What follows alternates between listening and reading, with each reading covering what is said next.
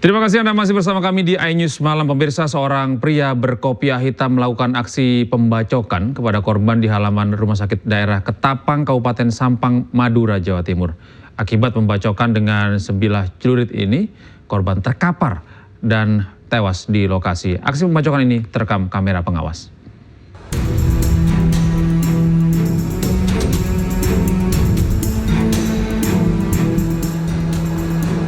Inilah detik-detik aksi pembacokan yang dilakukan pria berkopiah hitam kepada korban di halaman parkir Rumah Sakit Daerah wilayah Ketapang, Kabupaten Sampang, Madura, Jawa Timur yang terekam CCTV.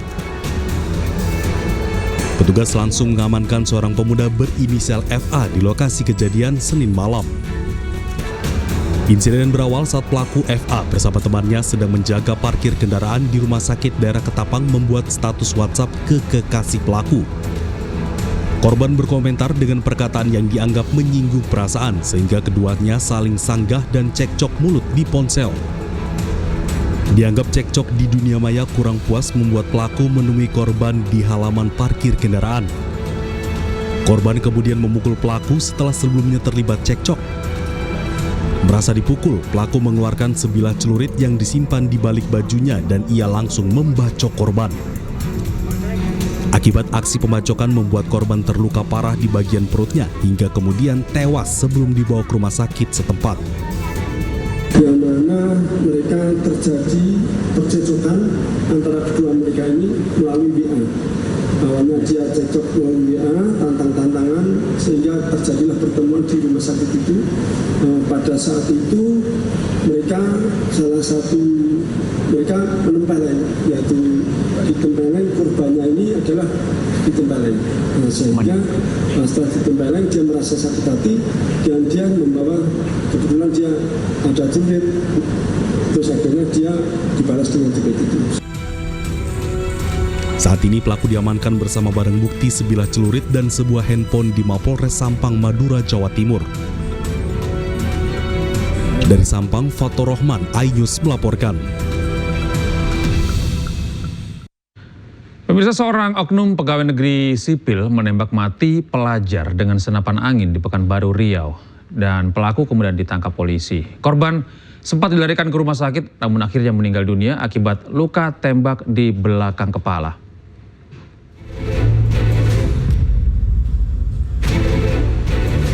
Pelaku pegawai salah satu rumah sakit di Pekanbaru ditangkap setelah menembak remaja berusia 14 tahun hingga tewas.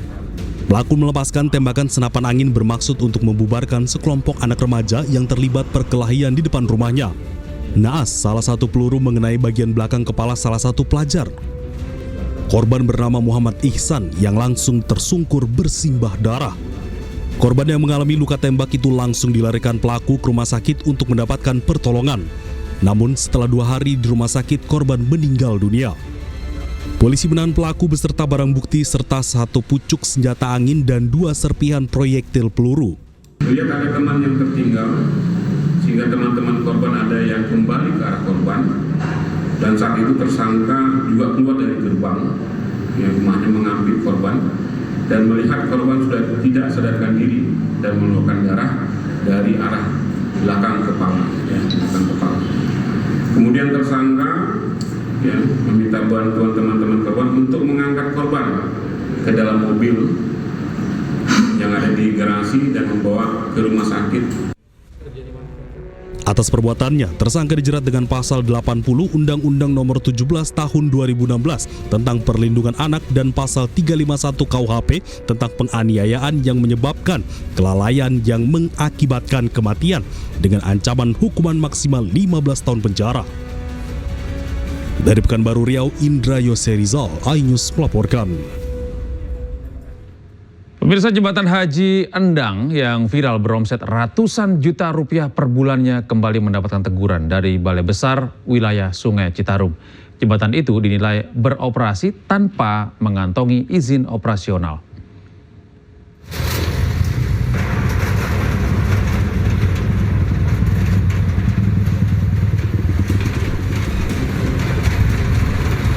Jembatan penyeberangan Sungai Citarum jadi sorotan pasca viral larangan bahaya melintas di jembatan yang terletak di wilayah Karawang, Jawa Barat.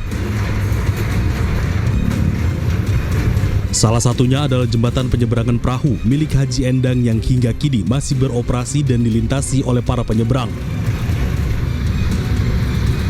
Meski operasional jembatan ini dinilai ilegal, namun warga masih sangat terbantu dengan adanya jembatan ini untuk menyeberangi Sungai Citarum. Pemilik jembatan penyeberangan mengaku pihaknya sudah berkoordinasi untuk melakukan mediasi agar jembatan ini tidak dibongkar.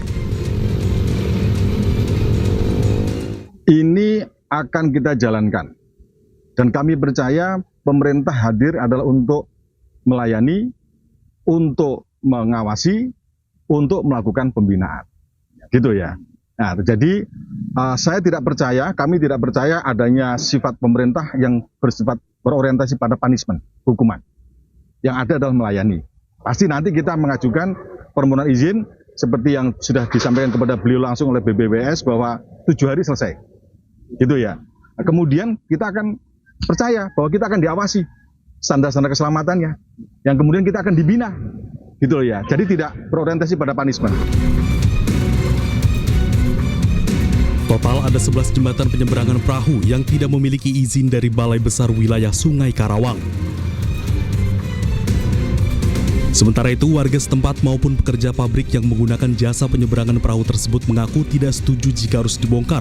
Pasalnya, jembatan tersebut sangat dibutuhkan oleh warga untuk akses perekonomian warga sehari-hari. Dari Karawang, Jawa Barat, Rudi Setiawan, iNews melaporkan.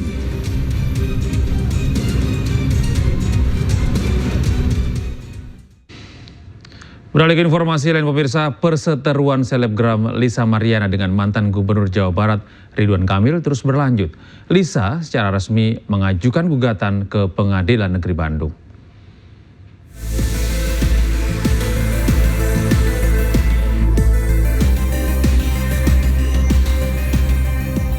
Usai mantan gubernur melaporkan Lisa karena tak terima terus disudutkan, kini Lisa Mariana menuntut Ridwan Kamil secara perdata. Laporan dilayangkan melalui Pengadilan Negeri Kelas 1 Bandung dengan klasifikasi gugatan perbuatan melawan hukum. Adanya perkara gugatan perdata atas nama penggugat Lisa Mariana Presley terhadap tergugat Muhammad Ridwan Kamil, mantan Gubernur Jawa Barat, dibenarkan oleh Kepala Humas Pengadilan Negeri Bandung. Sudah masuk ya, baru kemarin ini dan ditentukan oleh majelis itu hari Senin Selasa tanggal 26 ya. Isi gugatannya apa sih Pak? Perbuatan melawan hukum, masalah bahwa anak Lisa itu anak dari Ridwan Kamil. Perseteruan yang melibatkan mantan Gubernur Jawa Barat dengan model majalah dewasa ini mencuat setelah Lisa mengunggah serangkaian bukti ke media sosial yang menunjukkan adanya hubungan di antara keduanya di masa lalu.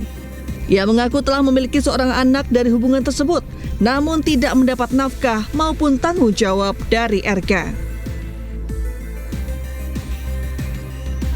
Dari Bandung, Jupita Melana, iNews melaporkan. Pemirsa, anggota Komisi 10 DPR RI Ahmad Dhani dilaporkan ke Mahkamah Kehormatan Dewan atas dugaan pelanggaran etik. MKD sendiri telah memeriksa pihak pengadu.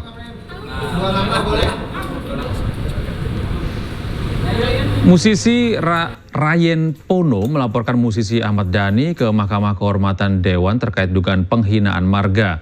Sebelumnya Ryan Pono telah melaporkan Ahmad Dhani ke Bareskrim Mabes Polri. Ryan mengaku tak terima marga dalam namanya kembali diplesetkan dengan kata-kata yang tidak pantas. Terkait laporan ini, Mahkamah Kehormatan Dewan telah memeriksa pelapor. Menurut Wakil Ketua MKD, ada 2 kasus yang diperiksa. Kasus yang pertama terkait pernyataan Ahmad Dhani saat rapat Komisi 10 DPR RI bersama PSSI yang dianggap mengandung muatan rasis.